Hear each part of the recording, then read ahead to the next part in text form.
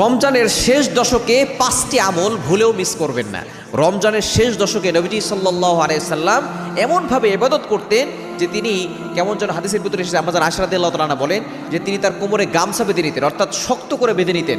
তিনি এমনভাবে ইবাদত করা শুরু করতেন, সারা রাত তিনি জেগে থাকতেন, জেগে জেগে ইবাদত করতেন এবং পরিবারের সকলকে তিনি জাগিয়ে তুলতেন। অন্যান্য সময় কিন্তু রাসূল সাল্লাল্লাহু আলাইহি ওয়াসাল্লাম জাগিয়ে তুলতেন না, কিন্তু এই সময় তিনি জাগিয়ে তুলতেন যাতে করে সকলে ইবাদত করতে পারে। কারণ এই রমজানের শেষ দশকে কিন্তু লাইলাতুল কদর রয়েছে। আমরা শুধু লাইলাতুল কদর 27 রাতে তালাশ করি, নো, আপনি এই 21-এর রাত, 23-এর রাত, 25-এর রাত, 27-এর রাত, 29-এর রাত, বেজোর রাতগুলোতে তালাশ করবেন এবং শেষ 10 দিন প্রতিদিন আপনি আমল করার চেষ্টা করবেন। এই 5টি আমল ভুলেও মিস করবেন না। নাম্বার 1, 1 নাম্বার হচ্ছে আপনি একটি দোয়া পড়বেন, কেননা যে কোনো রাতটা লাইলাতুল কদর হয়ে যেতে পারে। এজন্য আল্লাহর কাছে দোয়া বেশি বেশি করবেন এবং একটি দোয়া বেশি করবেন। আম্মাজান আয়েশা রাদিয়াল্লাহু তাআলা আনহা তিনি নবী সাল্লাল্লাহু আলাইহি ওয়াসাল্লামকে জিজ্ঞেস করেছিলেন, ইয়া রাসূলুল্লাহ, ইয়া হাবিবাল্লাহ, যদি আমি কোনোদিন লাইলাতুল কদর পেয়ে যাই তাহলে আমি কি দোয়া করব? তখন নবী সাল্লাল্লাহু আলাইহি ওয়াসাল্লাম একটা দোয়া শিখিয়ে দিয়েছেন।